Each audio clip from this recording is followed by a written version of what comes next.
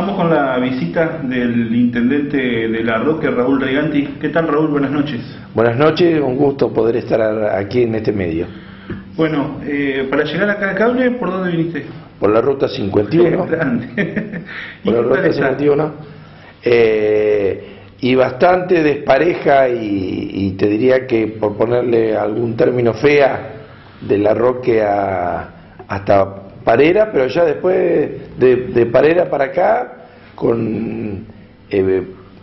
conociendo esa lluvia, no sé, asfáltica, como se llama, que ya se empieza a apreciar, y el resto con una brosa y las obras de arte que uno ha visto, que sabíamos que estaban trabajando, más allá que había quien no la quería ver. Claro. También es cierto que de Parera para allá, si llega a llover, vamos a estar complicados. Eso no es indiscutible, el tema. Pero bueno, por la ruta 51 y con un tramo, mirá que cómo es esto. Cuando cortamos, que empezaba a trabajar, en su momento que vino el gobernador, empezó de La Roque. Yo estoy seguro que más de... el gobernador estuvo con muchos funcionarios y demás y caminaron ese primer tramo. Y yo estoy seguro que varios de los ciudadanos de aquí de Urdinarraense no le habrá caído del todo bien que empezaran por La Roque. Y finalmente van a hacer lo que van a tener el primer asfalto del lado de Urdinarraense. Así que bienvenido sea, hasta que siga adelante la obra, que se pueda llevar, que en beneficio de todos, bienvenida sea. Dijiste algo importante, hay algunos que no lo quieren ver. Yo creo que cada vez son menos, porque en realidad aquellos que decían que todo esto que no se iba a hacer o que no se hacía, bueno, hubo momentos en los que sí, por supuesto que se prestaba a la duda, se prestaba a que no había fondos para esto. Nosotros siempre apostamos al gobernador. Incluso yo cuento que cuando nos vino el gobernador a contar desde La Roque lo que iban a hacer en la 51, fue una sorpresa para nosotros. Fue un compromiso, la verdad, que un compromiso que tomó, que nos sorprendió, que era una jugada muy grande, una apuesta muy grande a hacer algo que nadie había hecho. Claro. Nadie había hecho nunca nada más que medirla. Y un autocompromiso que también nos obligó a los medios a recordárselo varias veces al gobernador. Porque, no está mal, no está mal que lo hagan, no está mal, o sea, en la medida que nosotros asumimos compromiso, y cuando digo nosotros, digo los políticos, sea al partido que pertenezca, está muy bien que ustedes nos presionen y nos recuerden los compromisos que asumimos. Me parece bien que lo hagan con todos, y de paso también sería importante, porque una de mis grandes discusiones, vos que sabés cuál es mi estilo, ¿no? Uno que que no es tan joven, con 56 años no soy tan joven, y recuerdo anteriores gobiernos, y veo que una total falta de memoria con respecto a compromisos y situaciones que habían planteado los gobiernos anteriores y que lejos tuvieron de cumplirla. Pero parece que hay muchos que de eso no se acuerdan. Entonces, yo lo único que pido es memoria para todo, porque yo la tengo. Más de una vez he discutido con colegas míos productores agropecuarios, cuando enojados con este gobierno, se olvidan de recordar los precios máximos que teníamos en la hacienda en la época de Alfonsín. O sea, no recuerdan. Yo tengo grabado hasta el precio, fíjate, siempre recuerdo el 3,13. Y habrá quien recordará que se bajaba el martillo a 3,13, sea gordo, invernada, después ya se bajaba el martillo a 3,13 y se vendía por atrás. O sea, al pan y al vino. Echa la leche, la trampa. Pero el precio era 3,13. Entonces, veo que hay, sobre todo, específicamente el Partido Radical, que hoy, grandes críticos con la ley de abastecimiento. Fíjate vos, esta situación de la ley de abastecimiento. Yo le recordaría a la oposición, específicamente al radicalismo, que ellos lo utilizaron. ¿Por qué? Lo cuento con conocimiento de hecho, porque fui parte. Yo en ese momento tenía una concesionaria, éramos concesionarios de Quilmes, uno de los más grandes, el tercero en tamaño en lo que era Gran Buenos Aires.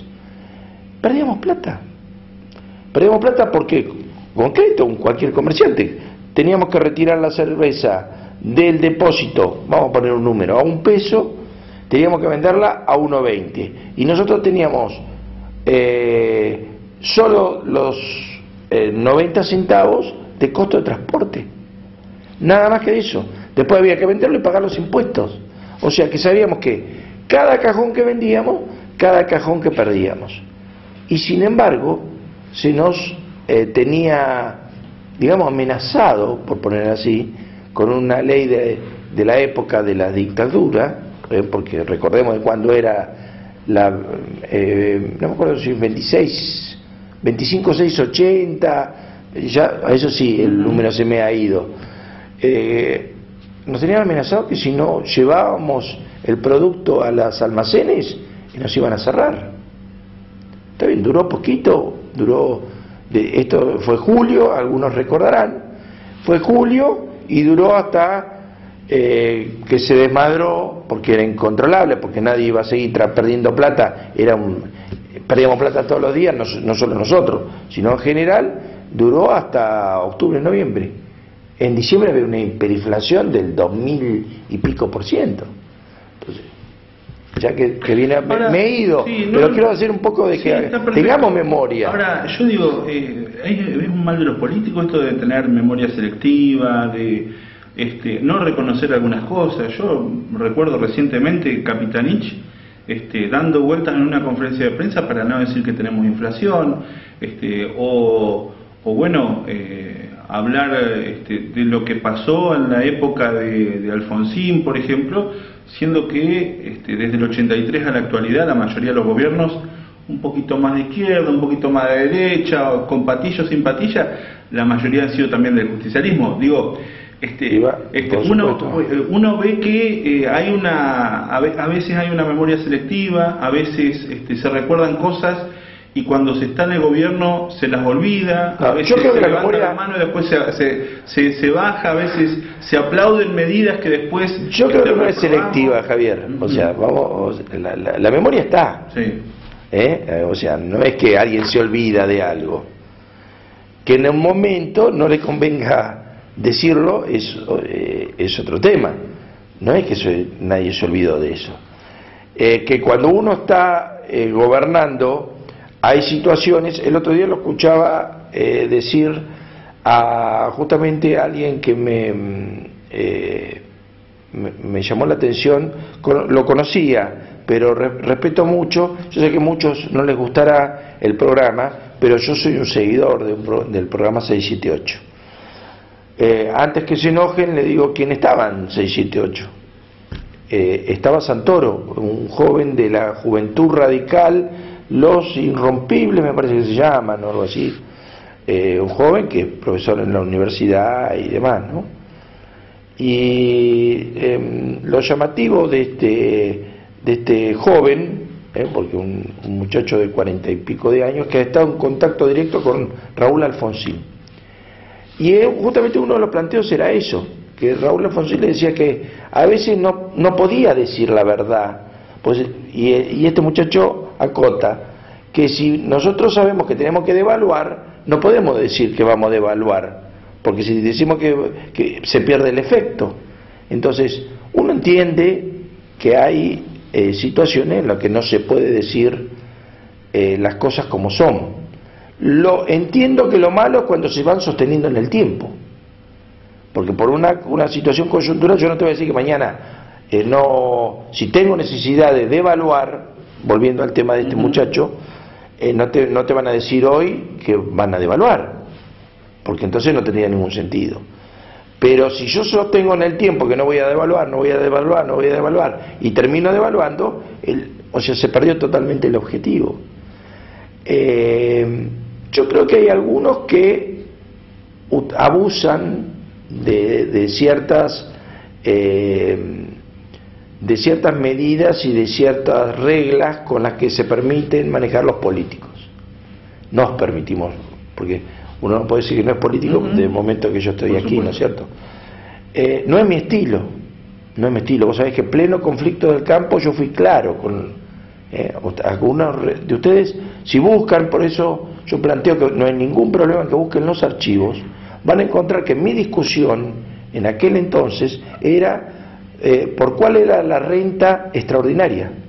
Yo no planteaba si ganábamos plata o no la ganábamos, yo decía que cuál era la renta extraordinaria, cuál era nuestra renta y cuáles eran nuestros costos, que a partir de ese análisis valía cualquier discusión, pero que debíamos dejar en claro eso, y que había una renta extraordinaria, porque en ese momento lo había, lo que costaba la soja en relación a otros productos y lo que nos había permitido las devaluaciones era de público conocimiento que había una renta extraordinaria. El tema era determinar cuál. Yo he tenido discusiones con respecto a lo que son los impuestos inmobiliarios, y también creo que son de público conocimiento, quizás no porque yo lo he dicho al aire, este va a ser creo que la primera vez, pero yo planteé que una cosa era pagar un impuesto cuando se pagaban 10 quintales de arrendamiento y otra cosa que se pague un impuesto cuando se está pagando como hoy 5 o 6. La incidencia es indudable, no hay que hacer mucha cuenta para darse cuenta que los números son diferentes, ¿no es cierto? Entonces, no es mi estilo, repito. Sí es cierto que los políticos utilizan la falta de memoria para todo esto. Y sí es cierto que los gobiernos peronistas han estado en diversas oportunidades en la Argentina y que han cometido errores. No vayamos tan lejos. Aquellos que lo hago porque sé que hay algunos que no lo hacen porque tienen alguna creencia, pero yo no tengo un reparo en nombrarlo a Menem.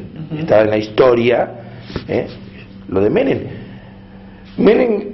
Recordemos un poquito, Menem gana nuevamente, pero con un amplio margen, o sea, apoyado por todos. Lo que viene después, todos sabemos lo que fue. Debemos hacer memoria del peronismo. Sí. No, sí, decir que no era de derecha, ahí sí, tenemos la diferencia. Sí, es verdad, pero estaba pensando, por ejemplo, la destrucción de la industria nacional, salvo aquellos que estaban involucrados directamente, el común de la gente por ahí, hay cosas que no ve a largo plazo. Y ahí hay mucha responsabilidad de los políticos en general. Sí, por supuesto. Igual que lo que pasó con el caso de cuando nos hicieron creer de que no había forma de que los servicios públicos fueran administrados por el Estado y fueran eficientes. Y yo recuerdo, era chico, pero a mis viejos les costó que nosotros tuviéramos teléfono. Mis viejos siempre tuvieron el tema de medios y era algo, digamos, una herramienta que ellos anhelaban. Sí. Tener teléfono en mi casa fue que ellos pagaran 5 o 6 cuadras de postes y de cables y demás, sí, para tenerlo, y después llamaron a operadora allí en Gualeguaychú que nos conecte, nos dé turno. Entonces, de eso pasar a el celular. Entonces, uno poquito dice, tiempo. Exactamente, uno dice, escucha, pero este tipo tenía razón. Claro. Digamos, estoy hablando del vecino promedio, no estoy hablando de aquel que tiene una mayor responsabilidad y puede llegar a ver un poco más. Y esta mayoría de las cosas fueron, por muchos que hoy defienden el actual modelo, fueron acompañadas. Yo entiendo que los extremos siempre no son buenos. Aquí pasamos de un extremo totalmente neoliberal, en el que todo valía, todo era mejor que el Estado, todo era más eficiente que el Estado. Sí, es cierto, el privado es más eficiente que el Estado para recaudar también. Sí, sí. Para el bolsillo propio igualmente, ¿no? Entonces cuando nosotros nos vamos hacia un gobierno progresista lentamente, porque no nos olvidemos que pasamos en el medio, tuvimos que, todos hagamos memoria de los que pasamos, las diferentes posiciones de cosas que se dijeron, como las de Rodríguez en su momento, el gobierno de Duhalde en el medio, cuando se no se iba a pagar, ¿recordás? Que sí, ¿no? Iban a devolver dólares cuando se iban, al que había puesto dólares, o sea, tuvimos toda una transición. Lo que nosotros hemos, entiendo que tenemos claro desde hace el gobierno de Néstor y el gobierno de Cristina, es que tenemos un camino bien marcado. Desde ya, en la provincia, lo hago directamente proporcional, diría eso, ¿no? En la medida que vamos con un rumbo y que se sostienen, como debe ser un gobierno, porque las cosas, a mí me ha tocado desde intendente, y hablo desde la pequeñez de un municipio, me ha tocado 8 años, 7 que llevo en una intendencia, y me ha permitido muchísimo, porque el camino que habíamos iniciado hace 4 años, hoy siguen viendo sus frutos, y nos ha facilitado la segunda gestión. Yo les decía a quienes estaban a mi alrededor, y esto pueden dar fe muchos, porque inclusive a mi ciudad, les decía que iba a ser difícil que alguien pudiera llevar gestiones al nivel que habíamos llevado en la primera gestión nosotros. La cantidad de cosas, y creo que ustedes las han visto, que fue nuestra gestión en La Roque allí en el 2007 al 2011, que iba a ser difícil para quien quisiera igualarla, porque sabíamos lo que nos había costado la gestión. Hoy tengo que decir que teníamos el camino provincia, nación y gestión ya aceitada, y hoy yo me atrevo a decir que hemos superado, porque los números nos están marcando, la anterior gestión. Pero esto es un camino. Cuando se interrumpen los caminos y hay que avanzar, ni hablar volver para atrás. Yo entiendo que lo que hoy se está proponiendo es volver para atrás. No hay alternativa. Desde la oposición. Desde la oposición no hay alternativa. No hay nadie que esté proponiendo, para empezar, que esté haciendo propuestas.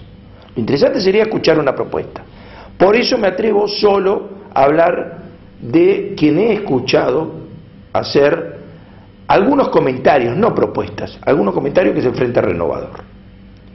Verdaderamente yo les pido a todos que presten atención las cosas que a veces se les escapan a masa. Volvemos a la época neoliberal, que volvemos con que el Estado se logró, con que yo quiero saber de cómo van a sostener toda la equidad que se ha logrado hoy en el país. ¿De qué manera? Porque lo importante es que digan de qué manera. Ni hablemos, por eso me voy hacia el peronista, para que vean que estamos hablando dentro de lo que es nuestro partido. Ni hablar de lo que es el PRO. Lo de Macri es insostenible. Y a mí me llama la atención, como intendente, a usted le pasará, no sé si tienen algún barrio, la verdad que eso no lo he seguido, pido las disculpas, si tienen algún barrio que se inunde. Pero en el caso nuestro, nosotros tenemos un barrio que se inundaba y que había que sacar a la gente siempre cuando llovía. Cuando iniciamos la gestión se trabajó en eso, y quiero ser breve en esto. Trabajamos y hasta el día de hoy esto no ha vuelto a ocurrir. No significa que una catástrofe de muchísimos milímetros no hay ciudad que la resista. Pero yo veía lo que ocurrió en la capital federal, y con conocidos que vivían en esos barrios, y las obras no se habían hecho y justificaban la posición de Macri. Que yo le decía, primero decía, si esto ocurriera en mi ciudad, yo tengo una barriada en la puerta de mi casa, y tienen razón. Y tienen razón en hacerla. Tendrá que tiene el síndrome de Estocolmo, el porteño, digo. Pero yo te lo han, digamos, revalidado también. Yo te lo digo que han tenido a 3 cuadras de ahí inundado. Cuando yo le pregunté, ¿alguna vez se inundaron acá ustedes a 3 cuadras? ¿Han tenido estos problemas? No, la verdad que no. Pero nos pusieron el grupo electrógeno porque nos habíamos quedado sin luz y todo. Yo no entiendo. Discúlpeme, pero no entiendo eso. Yo entiendo que los reclamos de que la gente hoy nos propone son legítimos, porque nosotros hemos mostrado un camino y respuestas. Entonces, una vez que satisfacemos necesidades, es lógico que nacen otras. Lo que no entiendo es que a los que no les solucionaron los problemas sigan contentos con eso. Estudianti, ¿cuáles son un intendente está para ver que una obra se haga, para gestionar que otras lleguen, para ocuparse de distintas cosas que tienen que ver con el municipio, con cortar la cinta también, por supuesto, cuando hay inauguraciones, pero también charla con industriales, charla con gente del sector del campo, charla con docentes? ¿Cuál es la situación en nuestra zona, en nuestra región de estos sectores? Los intendentes somos los que estamos para escuchar todas esas situaciones. Los industriales en nuestra ciudad es indiscutible, y a nivel país los números lo están marcando, y a nivel Entre Ríos, porque quiero destacar esto, y a nivel Entre Ríos ha crecido, ¿no es cierto? La industria ha crecido en Entre Ríos, los números nos están marcando, las exportaciones inclusive que se están haciendo desde Entre Ríos, el desarrollo que ha tenido la provincia en general. No es ajena a eso la ciudad de La Roque, en la que el área industrial ha crecido. Tengo entendido que aquí ha ocurrido lo mismo. Sí, se convirtió en parque industrial hace un tiempo. O sea que queda claro que hay sectores que no han crecido de la misma manera que lo ha hecho, con el que yo tengo mi propia manera de pensar y se lo ha expresado el gobernador, ¿no? En la parte agropecuaria está complicado. Hoy, como productor agropecuario no cierran los números. Pero está complicado porque algunos interpretan, ¿se le está pasando factura todavía de aquel conflicto con el campo o hay alguna otra situación? Yo sé que los números no cierran. Sí. Está bien, pero digamos, desde el gobierno siempre se puede propender a que algunas cuestiones se solucionen, se pueden facilitar, se pueden... Si vos me decís que hay alguien que el gobierno está enojado todavía con el sector del campo, y yo esa información no la tengo, me gustaría poder, sinceramente porque soy un admirador, me gustaría poder charlar con la señora presidenta de varios temas, y que me contara varios temas. Soy un intendente de por allí abajo, de una ciudad mucho más chica, no tengo ese acceso, ¿no? Tengo mis propias dudas, como la pueden tener ustedes. Yo creo que se puede hacer mucho en el campo. Nosotros sí es cierto que tendríamos que estar exportando bastante más por encima de los 100 millones de toneladas que estamos exportando. Ya tendríamos que estar, a mi entender, no menos de 130 para arriba. También es cierto que yo he conversado con el gobernador en alguna de las oportunidades y le planteé que no estaba de acuerdo con esto que ocurría con los pools que nos absorbían a todos los pequeños y medianos productores. Se lo hice llegar, le hice llegar cuál era mi opinión de lo que iba a ocurrir. Creo que el tiempo me ha dado la razón, porque los capitales entran y se van, cuando no les sirve se van. Los pequeños y medianos productores somos los que sostenemos la ciudad, no los únicos, por supuesto. Sí. No nos vamos a hacer cargo de algo que no es así. Son una estructura importante. Somos importantes. Nosotros utilizamos los transportes locales, nosotros compramos en los repuesteros locales, nosotros tratamos de sembrar nosotros con nuestra maquinaria. Cuando tenemos un peso invertimos. Estos capitales de los pools lo ven de otra manera, ellos se manejan con un número, no les sirve, se van, o contratan o traen gente de otro lado. Bueno, con esa posición es con la que yo hice en su momento la explicación del por qué entendía que iba a ocurrir lo que está ocurriendo. Ahora, recién hace un momentito mencionabas el PRO, alguien que milita en el PRO y que conoce la realidad del campo, es Alfredo de Angelis. ¿El tiempo también le dio la razón, por ejemplo, con el tema de que la carne iba a estar al precio que está hoy en día? Primero que la carne, hay que ver qué número acompañó la carne con respecto a lo que fue la inflación, porque de pronto uno se asombra cuando está a 20 pesos el ternero, ¿no es cierto? Pero si yo lo retrotraigo a lo que fue la inflación durante todo este tiempo en el que la carne no se movía, y hoy no tengo una calculadora, pero tendríamos que hacer el número, ¿no? Para ver si cuál debería ser el número de la carne. Yo no coincido y no entiendo con De Angeli en varias de las cosas, porque él hoy está justamente al lado de un modelo neoliberal que sabemos a dónde lo llevó. Estar al lado de Macri significa prácticamente estar al lado del 1 a 1, ¿no es cierto? Y él sabe, no sé si tenía campo en su momento, yo lo sigo teniendo y lo tenía, pero en su momento, si no ocurre lo que ocurrió, íbamos todos camino a los remates y estábamos con el 1 a 1. Y si afuera costaba $300, nosotros cobrábamos $300 la soja. Si estaba a 400, cobrábamos 400. Pero eso sabemos dónde nos llevó. Porque supongo que acá habrá un montón de gente que pagó con corralitos su deuda con los bancos. Concretamente, uno de los bancos como que más plata había prestado aquí, el Banco Entre Ríos, que tenía hipotecado muchísimas de las propiedades de los campos de los entrerrianos. Entonces, habría que preguntarle, en ese caso,